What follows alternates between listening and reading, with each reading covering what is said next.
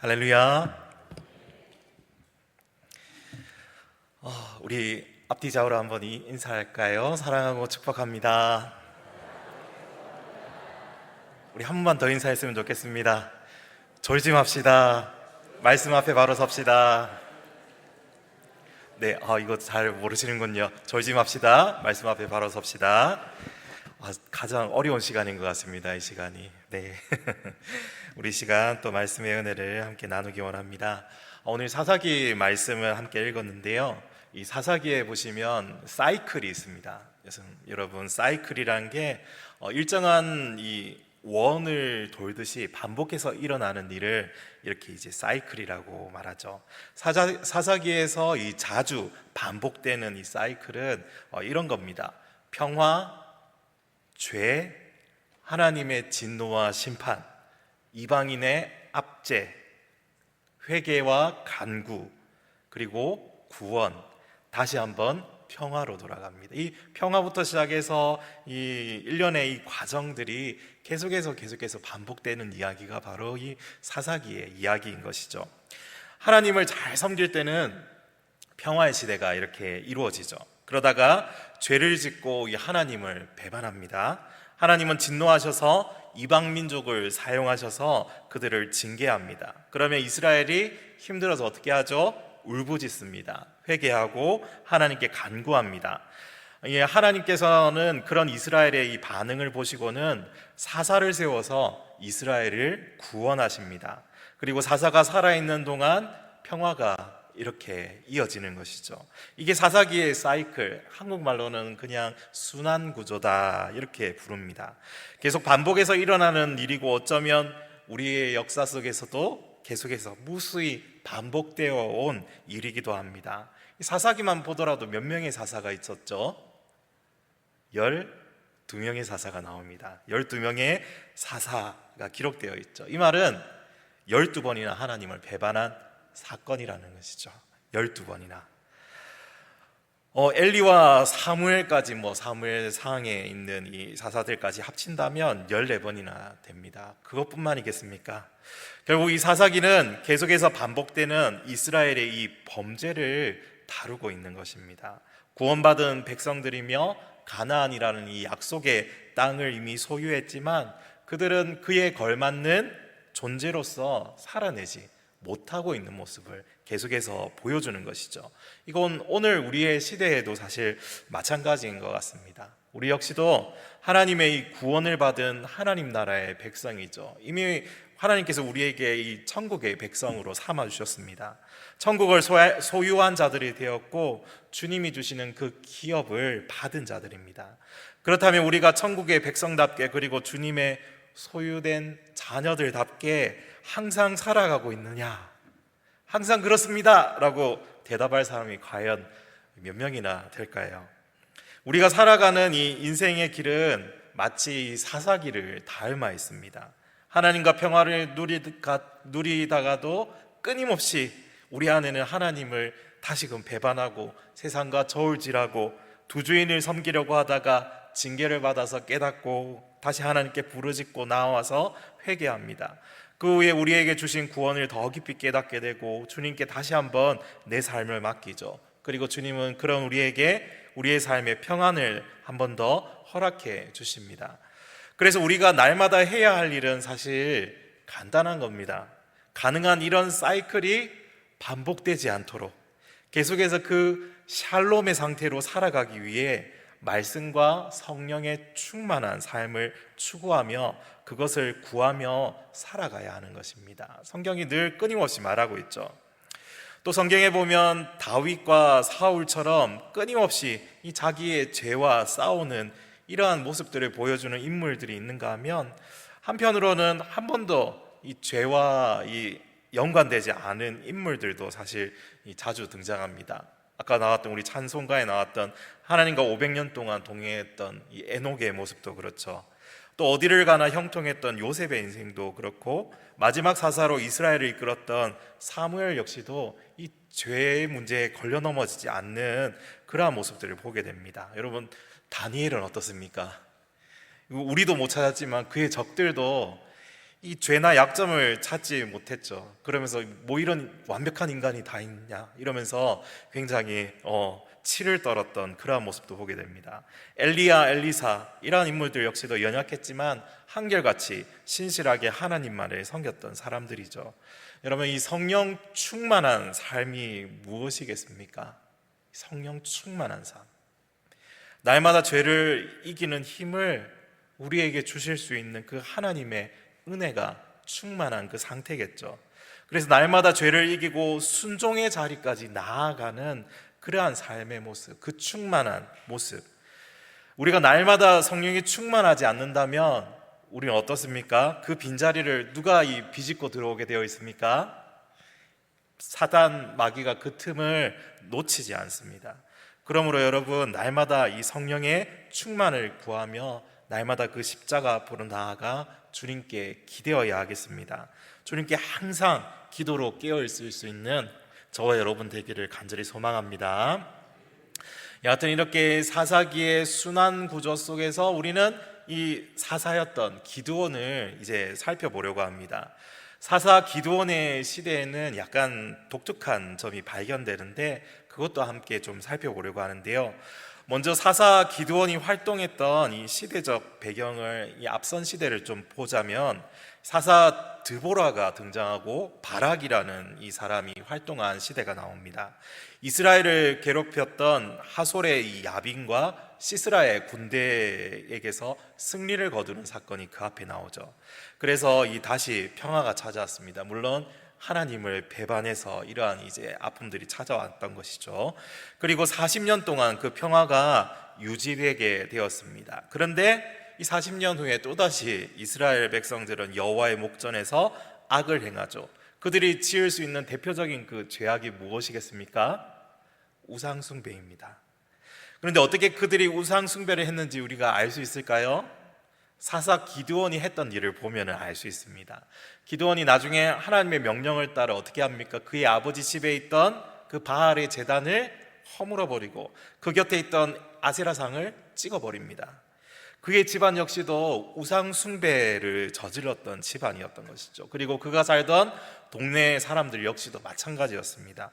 이런 일들이 이곳뿐만 아니라 이스라엘 곳곳에서 행해지고 있었다고 보면 되겠습니다. 높은 산이나 신기하게 생긴 큰 나무나 바위 옆에 제단을 차려놓고 그곳에 바알과 아세라의 신상을 만들어서 그들을 섬기며 그들 우상 앞에서 자기들을 축복해달라고 빌고 또 빌었던 그 모습을 우리가 떠올려 볼 수 있는 것이죠. 이스라엘 백성은 하나님을 온전히 섬기지 못하고 우상 숭배에 빠져들었습니다. 그리고 하나님은 이런 백성들을 향해 진노하시죠. 그 진노의 결과가 바로 미디안의 침략입니다. 이 미디안의 손에 넘겨버리신 것입니다. 그게 자그마치 7년이라는 세월이었습니다. 한두 해도 아니고 7년 동안 이 이스라엘은 곤욕을 치러야 했습니다. 성경에서 이 7이라는 숫자를 여러분 보시면은 예사롭지 않은 숫자죠. 이 7이라는 것은 이 성경에서는 완전수라고 그렇게 봅니다. 그들이 7년이나 겪은 이 일들이 얼마나 고통스러웠을지 이 7이라는 숫자만 봐도 알 수 있을 것 같습니다. 그들의 상태가 어떠했는지 성경을 통해서 확인해 보면 2절부터 이 5절 말씀을 보시면요, 우리 한번 읽어보겠습니다. 2절 말씀입니다.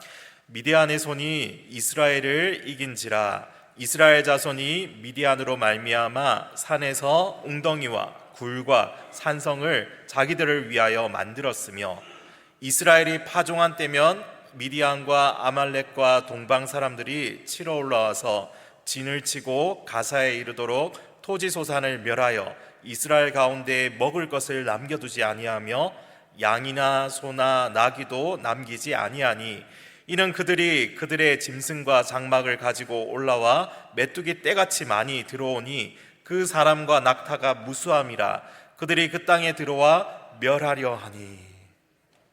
이 7년 동안 그들의 삶이 어떻겠습니까? 완전 피폐함, 궁핍함, 너무도 힘든 그 어려움, 절망, 소망 없음, 그 7년 사이에 일어나는 일입니다. 아예 평지에서는 생존할 수 없으니까 쳐들어오면 산으로 도망갑니다. 웅덩이를 파고 굴을 파고 산성을 쌓습니다. 그들이 약탈을 하러 오면 산으로 도망쳐서 겨우 이 목숨만 유지하며 살아야 했습니다. 그동안에는 그들이 애써 지어놓은 모든 것들을 그들이 산에서 보면서 약탈당하는 모습을 보아야 했겠죠. 이 미디안 사람들의 숫자는 메뚜기 떼와 같다고 했습니다. 그들이 몰고 온 가축들, 그들만 온 게 아니라 가축까지도 몰고 왔다고 합니다. 이스라엘의 풍부한 그 초목을 다 뜯어먹고 자랐을 것이죠. 그들이 한번 휩쓸고 간 자리는 마치 메뚜기 떼를 만난 것처럼 황폐하게 되고 말았던 것이죠. 이 궁핍함을 자그마치 7년이나 겪는 겁니다. 그들은 자기들이 숭배하는 바알과 아세라에게 기대어서 아마 무수히 기도했겠죠. 제사도 드리고 아마 별짓을 다 했을 겁니다. 근데 소용이 없죠. 듣지를 못하니까. 7년이라는 시간은 이스라엘이 약간의 정신을 차리는 시간이었는지 모릅니다. 그래서 그들이 드디어 여호와께 울부짖죠. 이스라엘 자손이 미디안으로 말미암아 이 궁핍하여지고 이걸 매 해마다 겪으니까 마침내 7년이 지나서 여호와께 부르짖습니다. 이스라엘이 부르짖었으니까 하나님께서 이제 곧바로 사사를 세우셔야겠죠. 그런데 사사기의 이 순환 사이클에 뭔가 새로운 사건이 오늘은 첨가가 됩니다. 하나님께서 바로 사사를 불러 이렇게 세운 것이 아니라 하나님은 선지자 한 명을 파견하십니다. 그리고 그를 통해서 하나님의 말씀을 전하시죠. 하나님의 말씀을 듣게 하십니다. 우리 8절부터 10절 말씀에 보면은요, 선지자가 무엇을 대언했는지 잘 나와 있습니다. 우리 8절 말씀입니다. 여호와께서 이스라엘 자손에게 한 선지자를 보내시니 그가 그들에게 이르되 여호와께서 이같이 말씀하시기를 이스라엘의 하나님, 내가 너희를 애굽에서 인도하여 내며 너희를 그 종되었던 집에서 나오게 하여 애굽 사람의 손과 너희를 학대하는 모든 자의 손에서 너희를 건져내고 그들을 너희 앞에서 쫓아내고 그 땅을 너희에게 주었으며 내가 또 너희에게 이르기를 너희의 하나님 여호와이니 너희가 거주하는 아모리 사람의 땅의 신들을 두려워하지 말라 하였으나 내 목소리를 듣지 아니하였느니라 하셨다 하니라. 아멘. 여기서 우리가 생각해 볼 것은 왜 갑자기 하나님께서 선지자를 보내셨을까? 왜?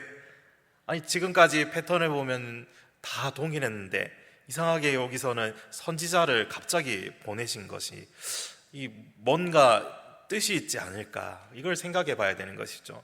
다른 사건들은 선지자가 없는데 유독 이 부분에는 선지자가 출연합니다. 왜 하나님은 그들에게 선지자를 보내셨을까? 당장 그들의 현실적인 필요는 무엇입니까? 미디안 아말렉 동방 사람들을 쫓아내주는 겁니다. 이 사람들을 물리칠 구원자를 이렇게 보내주셔야 되는 겁니다. 그런데 하나님은 당장 그들에게 구원자를 보내주시지 않으시고 선지자를 먼저 보내신 것이죠. 선지자는 다른 말로 풀어서 제가 해석하면요, 설교 한 편입니다. 뭐라고요? 설교 한 편. 한 편의 설교를 그들에게 보내주신 것이죠. 그들에게 들으라면서 말씀을 주셨습니다. 하나님은 그들에게 왜 구원이 필요한지 알려주려고 하십니다. 그들이 왜 이런 궁지에 몰리게 되었는지, 그들이 그렇게 행한 우상 숭배가 어떤 영향을 미치게 되었는지 이 한편의 설교를 통해서 들려주고 있는 것이죠. 이 설교는 그들이 깨닫고 참으로 회개하기를 바라시는 하나님의 긍휼의 메시지였습니다. 우리가 그냥 간과하고 넘어가는 사실이 있는데요, 이스라엘 백성들이 7년 동안 고통을 당하면서 정말로 그들이 자신들의 죄를 깊이 깨닫고 회개하였을까? 이거 생각해 봐야 됩니다. 6절과 7절에 나와 있는 이스라엘의 부르짖음이 어떻습니까? 그 부르짖음 어디에도 진정한 회개의 모습이 사실 잘 나타나지 않습니다. 그들이 돌이켜 바알의 제단과 아세라상을 내어버리는 장면이 어디에도 없습니다. 그들은 그저 도와주세요 하고 간절하게 울부짖는 겁니다. 세상 사람들도 무언가 큰 일을 당하면 자연스럽게 어떻게 합니까? 오 신이시여, 뭐 영어로 하면 오 마이 갓 이렇게 하죠. 자연스럽게 이 탄식이 나옵니다. 어떤 사람은 신이란 신의 이름은 다 부릅니다. 급하면 그가 이전에 신의 존재를 믿지 않았던 사람이라도 당장 다급하게 이 초월적인 존재를 찾게 됩니다. 그들은 그저 아프고 힘들어서 비명을 지르고 자신들의 이 비참한 처지와 벗어날 길이 없는 이 운명에 대해서 지금 깊이 슬퍼하고 있었던 것입니다. 우리 고린도후서 7장에 보면은 이런 말씀이 나옵니다. 제가 읽어드리겠습니다. 하나님의 뜻대로 하는 근심은 후회할 것이 없는 구원에 이르게 하는 회개를 이루는 것이요, 세상 근심은 사망을 이루는 것이니라. 다시 한번, 하나님의 뜻대로 하는 근심은 후회할 것이 없는 구원에 이르게 하는 회개를 이루는 것이요, 세상 근심은 사망을 이루는 것이니라. 이 분명 바울이 말하고 있는 앞에 근심, 그리고 뒤에서 말하는 근심은 깊은 슬픔과 고통이라는 특징에서는 아마 똑같은 것 같습니다. 그렇지만 이 두 가지가 완전히 다른 것이라고 성경은 말씀하고 있죠. 하나님의 뜻대로 하는 근심에는 후회함이라는 게 들어가 있지 않습니다. 이런 근심은 구원에 이르게 하는 회개로 나아가게 한다고 합니다. 그러나 뒤에 나오는 세상 근심은 진정한 변화를 이루지 못합니다. 오히려 사망을 이루게 합니다. 이 후회, 죄의 결과에 대한 슬픔밖에 없습니다. 죄 자체에 대해서 슬퍼하는 것이 아닙니다. 마치 지금 이스라엘 백성들처럼 그들이 죄를 지은 후에 이루어진 그 결과 무엇입니까? 미디안에 압제당하는 이 상황에 대한 후회와 근심으로만 둘러싸여 있지, 그들 자신이 지은 죄, 우상 숭배와 하나님을 떠나 세상을 사랑했던 것에 대한 그 슬픔은 아닌 것이었습니다. 그래서 여전히 그들이 살아가는 현실에서 바알의 제단과 아세라 신상이 계속해서 그들 속에 존재하고 있었던 것입니다. 그 어디에도 굵은 배를 허리에 동이고 이 죄를 머리에 뒤집어 쓴 사람은 없더라. 이것을 말씀드리고 싶습니다. 이러한 차이점이 발생하기에 자연스럽게 하나님께서는 한 편의 설교를 보내신 것입니다. 그들이 듣고 변화되어 회개하기를 원하시는 하나님의 그 은혜의 설교를 통해서 전해졌던 것입니다. 죄의 결과가 없었다면 슬퍼하지도 않았을 것이고, 그들 인생에 나쁜 결과가 없었다면 부르짖지도 않았을 겁니다. 죄가 무엇이며 어떻게 하나님을 슬프시게 하고 또 우리와 하나님과의 그 관계를 어떻게 훼손하는지에 대한 그런 슬픔이나 후회가 없다면 그것은 진정한 회개로 이어지지 않습니다. 그들의 속에 죄를 혐오하고 미워하는 마음이 일어나지 않는다면 죄는 여전히 뿌리를 내리고 지속적으로 그들을 지배하며 계속해서 깊은 그 영향력을 미치게 되는 것이죠. 한 가지 더 생각해 볼 것은, 진정한 회개는 죄 때문에 주님을 잃게 된 그 상실에 초점을 맞추게 되는 것입니다. 반대로 세상의 근심과 후회는 자기 자신에게 초점을 맞추는 것이죠. 그래서 내가 잃은 것, 내가 상처받은 것, 내가 얼마나 아픈지, 내가 얼마나 망하게 되었는지, 어떻게 소망이 없는지 끊임없이 그걸 파고들게 되는 것이죠. 그러나 주 안에서 하는 근심인 회개는 이 초점을 하나님께 맞춥니다. 하나님이 이 일로 얼마나 근심하시고 슬퍼하셨는가에 집중하게 되고, 내가 하나님의 창조주 되시고 구속주 되심을 어떻게 짓밟았는지, 반복되는 죄를 보며 주님의 구원의 역사를 얼마나 소홀히 여기는지 계속해서 보게 되는 것이죠. 기드온이 살아가던 시대의 이스라엘 백성들은 우상 숭배자들이었습니다. 그들이 잃어버린 것에 대해 후회하고 그것들이 회복되기를 원하지만 우상 숭배에 대해서는 회개를 하지 않았습니다. 하나님은 그런 그들의 그들이 후회를 넘어서 이 회개로 나아오기를 원하셨던 것이죠. 사랑하는 성도 여러분, 우리가 여기서 얻을 수 있는 교훈이 무엇입니까? 우리 역시 죄에 대한 후회만으로 남길 때가 많다는 사실을 기억해야 합니다. 후회와 근심, 그 죄로 인한 결과에만 머무르고 정작 그 죄에 대한 회개로 나아가지 못하고 여전히 반복해서 죄의 자리에 드러눕게 되는 경우가 얼마든지 우리도 그렇게 발생할 수 있다는 것이죠. 그럴 때 우리는 하나님의 말씀에 귀 기울여야 합니다. 오늘 사사기에서 당장 눈앞에 급한 미디안과 아말렉을 무찔러버리는 극적인 이 구원이 일어나지 않았습니다. 하나님은 먼저 그들에게 말씀을 보내어 주셨습니다. 말씀은 딱딱하게 굳어 콘크리트 같이 변한 우리의 마음밭을 갈아엎을 수 있는 유일한 수단입니다. 그 유일한 수단을 붙들고 믿음으로 나아가지 않는다면 이 죄의 유혹을 끊고 진정으로 자유케 될 수 없습니다. 내 힘만으로는, 내 노력만으로는 결코 되지 않는 것이죠. 마치 이런 것이죠. 내일부터 진짜 다이어트 해야지 이러면서 어떻게 합니까? 거울 보면서 이렇게 독백을 하면서 이 독한 결심을 하지 않습니까? 그러면서 어떻게 합니까? 오늘 저녁까지만 먹자. 그러면 치킨 시키죠. 오늘 파티해야지. 내일부터 진짜 안 먹는다 이러면서. 진짜 그렇게 허물어지는 모습들이 참 많은 것 같습니다. 제 모습. 진짜 이게 해결하려면 내 힘으로 안 되는 것 같습니다. 요즘 그런 생각이 드는 것 같은데요. 진짜 내 힘만으로 안 되는구나. 누가 강제로 식단 조절을 해주고 뭐 필라테스든지 뭐 PT든지 이렇게 끊어서 강제로 이 다이어트에 돌입할 수밖에 없겠구나, 그런 생각이 듭니다. 이 죄와 유혹에 굴복하는 우리의 마음도 마찬가지지 않습니까? 날카롭게 버려진이 아니고 벼려진 한 자루의 그 칼 같은 말씀이 내 심령을 찔러 쪼개고 나를 완전히 하나님 뜻 앞에 굴복시키는 데까지 끌고 가야 하는 것이죠. 이런 과정은 생략한 채 듣기만 하고 머리에만 머물러 있고 내 심장, 내 가슴까지 그게 내려가지 않는다면, 회개로 내려가지 않는다면 이스라엘 백성과 똑같은 최악의 7년이 반복될 뿐입니다. 여러분, 신학교 시절에 설교학을 가르쳤던 좀 독특한 교수님이 계신데요, 항상 설교를 하시면은 마지막에 붙이는 항상 반복되는 이 구절이 있었습니다. 그분이 항상 이렇게 하시거든요. 여러분, 집에 가면 당장 노트를 꺼내십시오. 그리고 오늘 내가 들은 설교를 다시 생각해 보면서 구체적으로 내가 어떻게 살아야 할지 적어 보십시오. 이분이 항상 이 설교를 하면 마지막 결론이 그거였습니다. 빠뜨리지 않고 말하길래 아직도 이 기억이 나는데요, 하나하나의 말씀들을 그냥 지식적인 그 만족으로만 그치지 말고 구체적인 이 행동으로 이어지도록 좀 적어보라는 그런 의도인 것 같습니다. 오늘의 설교가 고린도전서 13장이라면은 이 사랑에 대해서 이 설교를 들었다면 구체적으로 내가 적어보는 것이죠. 내가 사랑하지 못하고 있는 사람 혹시 있나? 앞으로 그 사람에게 내가 어떻게 행동할까? 사랑을 더 적극적으로 실천하기 위해서 오늘부터 내가 해야 될 일이 무엇일까? 이 구체적인 그 적용점을 항상 남기라는 것이죠. 그게 중요하다는 겁니다. 우리가 말씀을 들었을 때.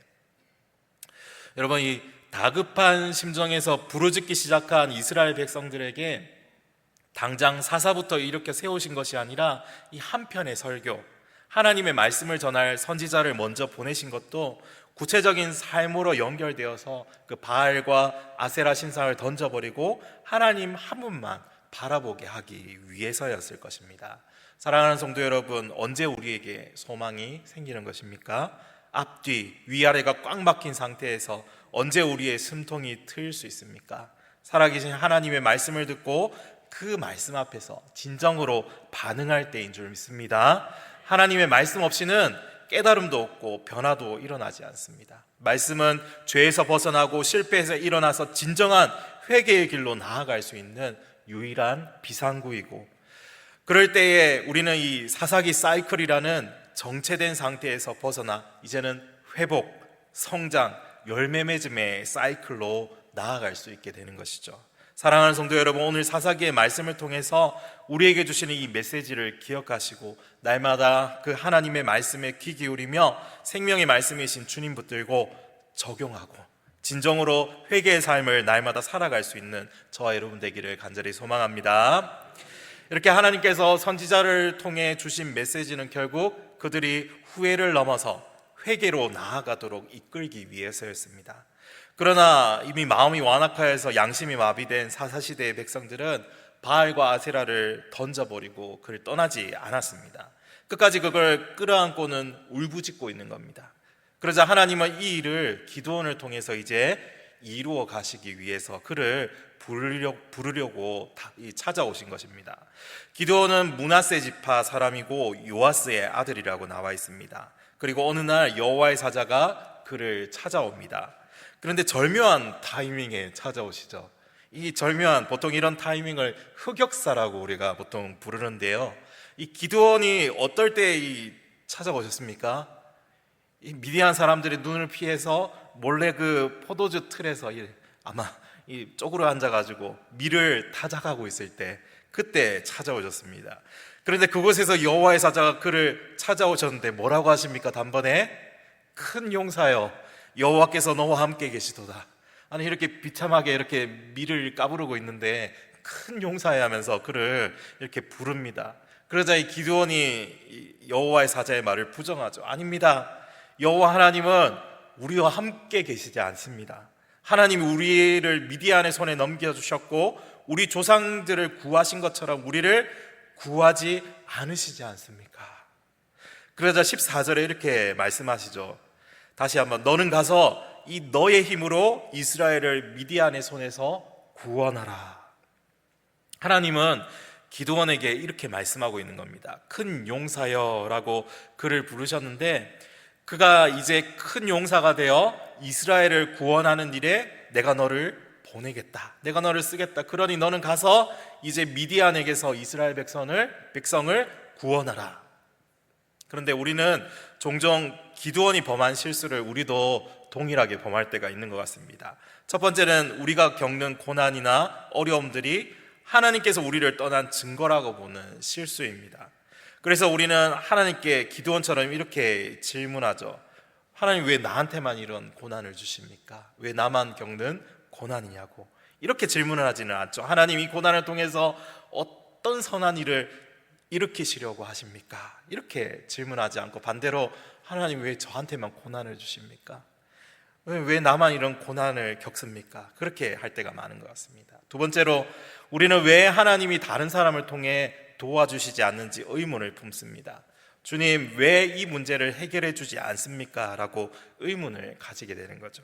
우리는 결코 이렇게 기도하지 않습니다. 주님, 저를 이 문제의 해결자로 만들어 주십시오. 하나님은 기드온을 미디안의 손에서 구원하기 위한 사사로 부르셨습니다. 그러나 기드온은 다시 한 번 더 반항합니다. 나는 내 아버지 집에서 가장 작은 사람입니다. 마치 모세의 이야기가 생각나는 부분이죠. 주여, 보낼 만한 자를 보내소서. 나는 말을 잘 못하는 사람입니다. 기드온은 자신을 초라하게 바라봅니다. 별 볼 일 없는 지파의 약한 가문에서 초라한 존재로서 자신을 인식하고 있죠. 몰래 숨어서 이 밀이나 타작하는 이 초라한 모습만 봐도 그렇습니다. 그래서 주님께 되묻고 있습니다. 주여, 내가 무엇으로 이스라엘을 구원하겠습니까? 제가 힘이 있습니까? 재력이 있습니까? 사람이 있습니까? 뭔가 지식이나 지혜가 많고 학식이 풍부합니까? 저는 아무것도 없습니다. 지금 저는 숨어서 밀이나 타작하고 있는 존재입니다. 오늘 저녁에 끼니 때우려고 겨우 지금 이렇게 하고 있는데, 그러나 여호와의 사자는, 우리를 구원하신 우리 주님께서는 처음부터 기드온을 무엇이라고 부르셨습니까? 큰 용사요. 큰 용사요. 이 말이 결코 이 기드온을 조롱하는 말이 아닙니다.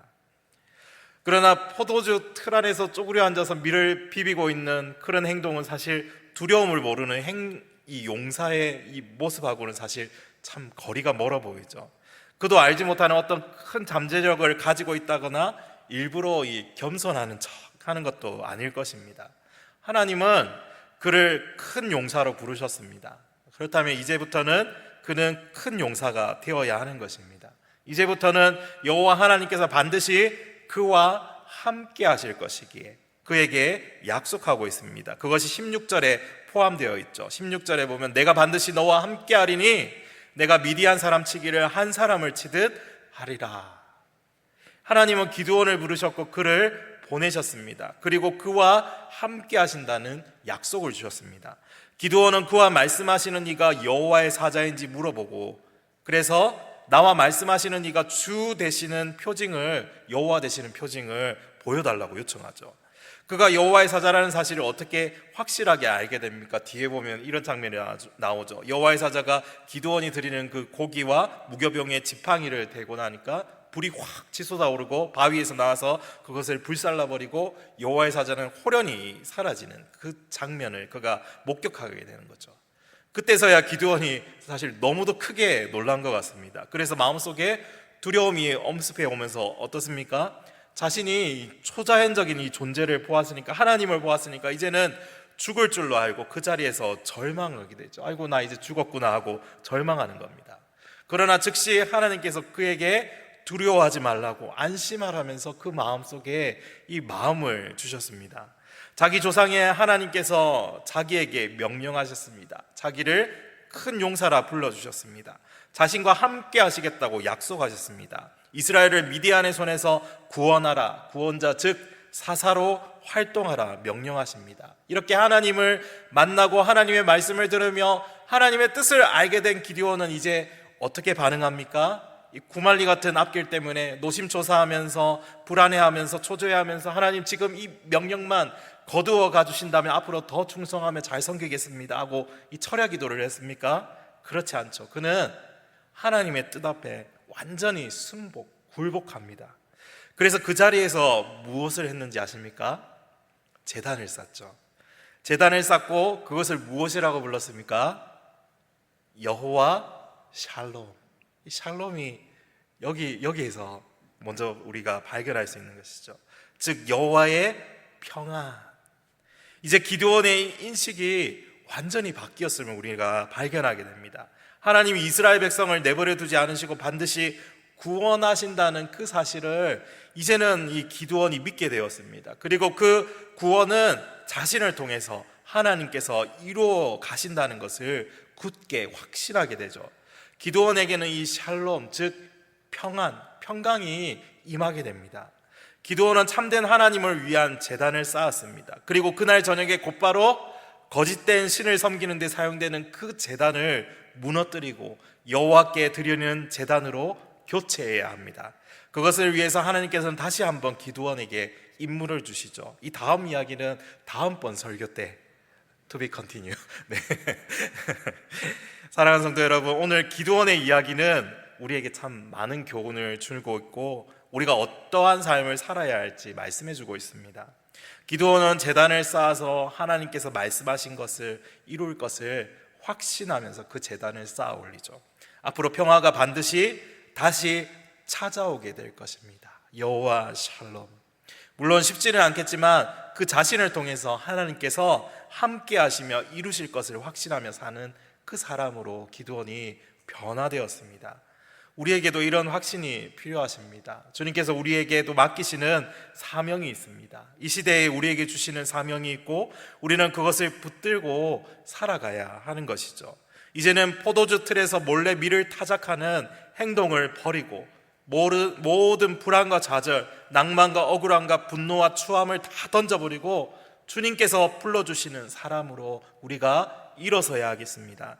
하나님은 다른 사람이 아니라 저와 여러분을 통해서 이 복음의 사역이 왕성하게 일어나서 이 여수 지역에 우리가 살아가는 그 삶의 현장에서 주님의 나라가 확장되며 세상의 구원의 복음이 땅끝까지 전해지기를 원하시는 것입니다. 저와 여러분이 이 땅에서 주님이 함께 하심으로 앞으로 더욱 능력 있게 일할 수 있다는 사실을 이 기도원을 통해서 깨달으시기를 바랍니다. 비록 우리는 연약하지만 하나님은 모든 것을 이루실 수 있습니다. 나는 약하지만 하나님은 강하십니다. 왜요? 기도원을 통해서 보여주셨잖아요. 겨우 300명으로 수십만 명의 그 미디안과 아말렉을 물리치게 하시는 전능하신 하나님이십니다. 오늘 우리 헌신 예배를 드리는 우리 빌립성교회 안수 집사님들, 이 자리에 함께 참석하시는 우리 영가족 여러분, 오늘 집에 가시기 전에 아까 말씀드렸죠, 그 설교 집에 가셔서 노트를 펴십시오. 그리고 그 말씀 앞에, 내가 들은 그 말씀 앞에 어떻게 반응해야 할지 한번 기록해 보시기 바랍니다. 구체적으로 적용해 보시고 하나님 앞에 결단해 보시고 내가 교회에서 어떻게 섬겨야 할까, 내가 무엇을 또 해가야 할까, 어떻게 해야 하나님을 위해 위대한 일을 기대하고 하나님을 위해 위대한 일을 시도할지 정말 정리해보는 그러한 시간이 되기를 바랍니다. 그리고 이 자리에 계신 영가족 여러분, 그 좌우의 날성검같이 예리한 그 말씀 앞에 온전히 서시기를 바랍니다. 그래서 함께 하시는 임마누엘 하시는 그 하나님을 확신하고 주의 교회를 힘있게 섬기시기를 바랍니다. 비록 우리 역시도 기드온처럼 부족하고 약하고 초라한 사람들인지 모릅니다. 그러나 하나님은 그런 기드온을 큰 용사라고 불러주셨습니다. 특별히 사도 바울을 통해서 하나님께서 우리를 어떻게 보시는지 이렇게 말씀해 주고 있습니다. 고린도후서 6장 10절 말씀에 근심하는 자 같으나 항상 기뻐하고 가난한 자 같으나 많은 사람을 부유하게 하고 아무것도 없는 자 같으나 모든 것을 가진 자로다. 하나님은 세상의 이 미련한 것들을 택해서 지혜 있는 자들을 부끄럽게 하려 하시고 세상의 약한 것들을 택하사 강한 것들을 부끄럽게 하시는 분이십니다. 그래서 아무 육체도 하나님 앞에서 자랑할 수 없게 만드시는 놀라우신 하나님이십니다. 사랑하는 여러분, 그러므로 우리가 오늘 하루도 힘을 다해 그 주님을 섬기고 주님의 나라를 위해 기도하고 주님의 영광을 위해 말과 행동과 마음을 온전케 하여 예수 믿는 본을 세상에 나타내며 힘있게 쓰임받는 이 복된 삶을 살아가시기를 소원합니다. 오늘 하루 또 한 주간 저와 여러분을 통해서 하나님께서 영광 받으시기를, 주님을 기쁘시게 하는 그 삶이 되기를 간절히 소원합니다. 우리 함께 말씀을 생각하면서 이 시간 잠시 기도했으면 좋겠습니다. 이 시간 기도할 때 날마다 우리가